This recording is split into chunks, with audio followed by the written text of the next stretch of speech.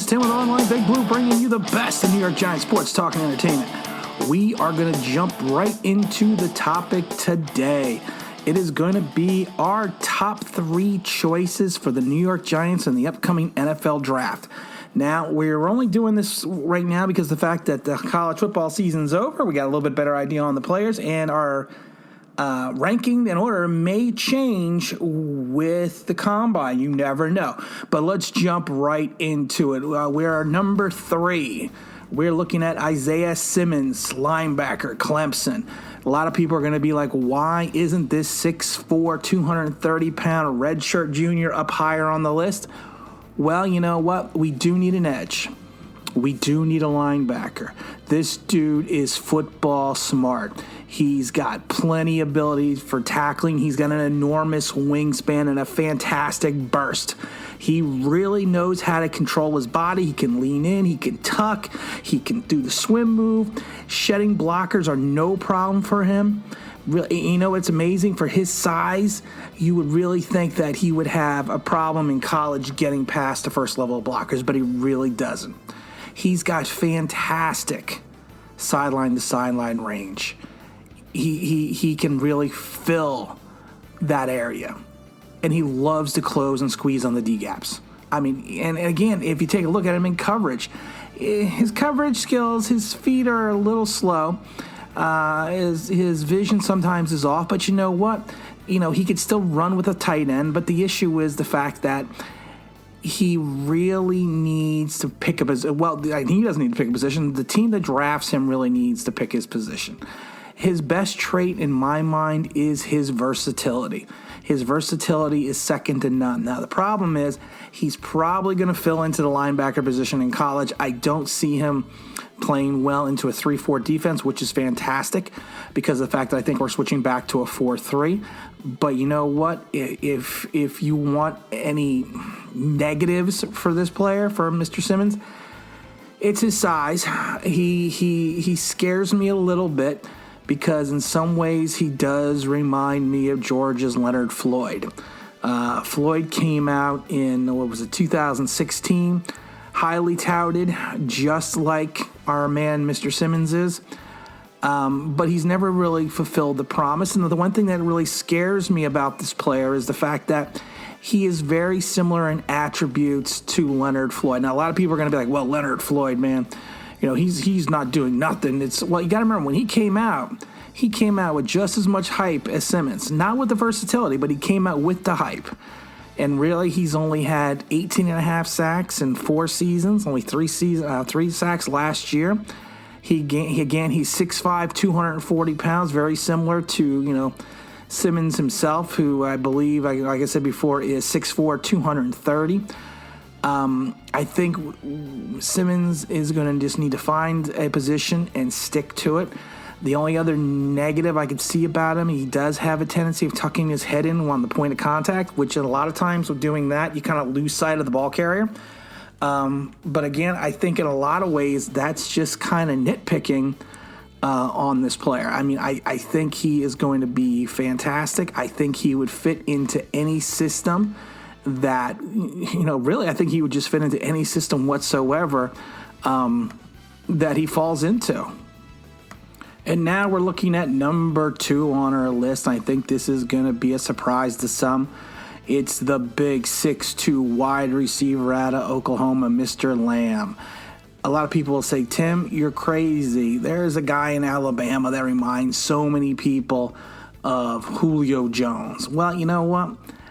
I am a little crazy on this one because I think that the pro expectations for Mr. Lamb are going to be, I think they're going to be phenomenal. He reminds me a little bit of Jerry Rice.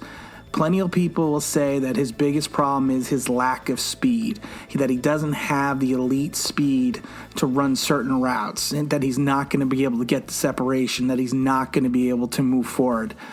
You know what? Those are things that we heard all about Jerry Rice. Jerry Rice, when he came out of college, wasn't fast enough, wasn't big enough, didn't have the hands. While Lamb does not have what they refer to as the straight line speed, he has so many other great traits. His ball skills, his able to catch the ball in many different positions, his ability to control his body. I mean, it's amazing if you take a look at him when he's up in the air, how he can come down with the pass. He's good after contact. He's got great vision, acceleration. He's just very creative with the approach that he takes to his routes. And he's beyond a precision run router. And I think that's what the Giants need. Now, like I said, they're all going to say, I like the term when they say, well, he has long speed, which is basically saying that he does not have the acceleration and he does not have the straight line speed, but once he gets going downhill, then he gets going. And that's what makes me laugh, because of the fact that, again, you look at Jerry Rice, they said the same thing about him repeatedly. And again, I'm not saying that he's Jerry Rice, but you know what? I really think that if put into the right system, that he is going to just thrive. And I think with Daniel Jones as the quarterback, Saquon Barkley, of course, helping him with taking some pressure off and maybe putting him into single coverages, especially also with going with the Golden Tate and Sterling Shepard. I really think that he is going to be able to thrive. And you know what? He's also, to me, if you've seen him play, he's got that competitive fire. He wants the ball. He wants to be there. Now, again, some people are going to look at him and say, he's also kind of a skinny guy. Yeah, but 6'2", 189 pounds, yeah, he's going to grow into his body. And if you take a look at the receiver out of out of Alabama, I'm not going to say his name because, again, I don't want him. Not that I don't think he's a good player. I just think Lamb is going to be better. I mean, he's out of Alabama. He's 6'1", 192 pounds. Yeah, while he has the explosiveness, I think Lamb has the ability to be a game changer. To not only, but and I mean a game changer, not from the perspective of 1 or 2 plays a game. I think he has the ability to catch, 8, 9, 10 catches a game and really make it look easy. And some people will say, well, you know what? It was his lack of competition also that pushed a lot of people off Lamb. But you know what? He did have, 10 catches, 10 catches,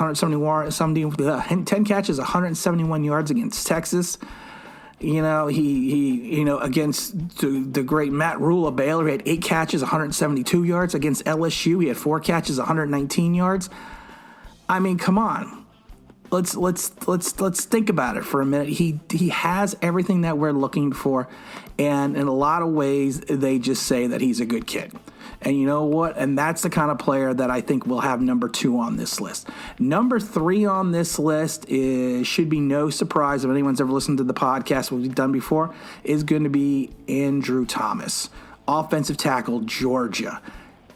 Oh, my God. 6'5", 320 pounds. The dude is a road paver. The dude is a workhorse.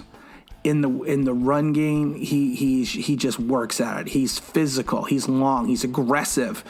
I mean, he has lethal combinations of blocking down. He's just got everything that we're looking at. And you know what?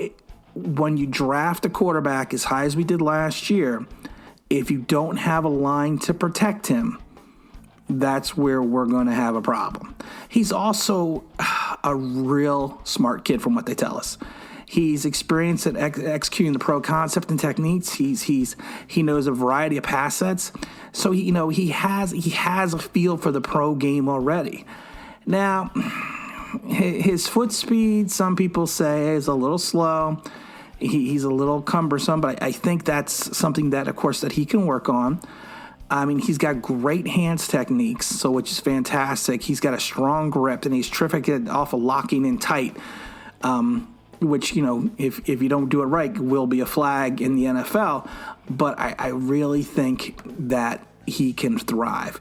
Now, we're taking a look at Daniel Jones. I mean, he has one of his best assets. He's quick to set on passing.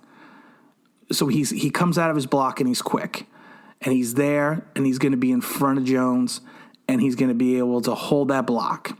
And I think he is a day one starter, and I think he's a day one starter that we could have literally for 10 years. Now, again, all these can change. Like I said, we don't know how the combine's going to go. And like I said, I'm not a big fan of the combine. We'll be at the combine, but I'm not a big fan of the combine because I think the combine sometimes negates a player's entire college career. And I think sometimes a combine builds up someone who's probably shouldn't be built up.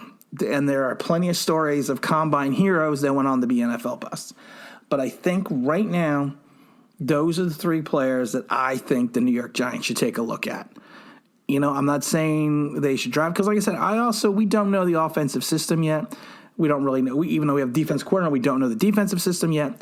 But like I said, I just feel if we're looking at a need basis before free agency, and again, this could change after March once free agency happens as well. But these are the three guys that I would focus on for the New York Giants. Again, this is Tim with Online Big Blue, bringing you the best in New York Giants sports talk and entertainment, and thanks for listening.